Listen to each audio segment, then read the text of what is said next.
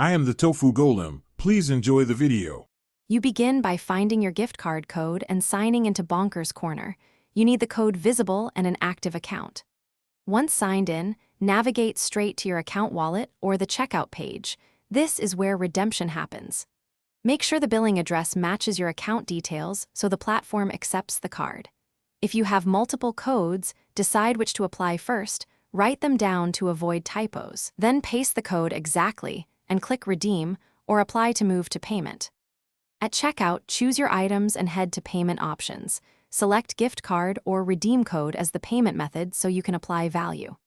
Enter the code carefully, characters matter, and click Apply. The cart will recalculate to show the gift value deducted. If the gift card does not fully cover the order, choose an additional payment method and split the payment. Make sure taxes and shipping are factored in.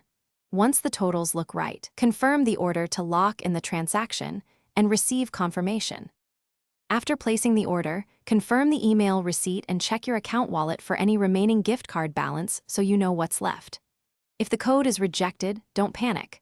Retype it, check for similar characters, O versus 0, I versus 1, verify the expiration date, and confirm the card is for Bonkers Corner specifically.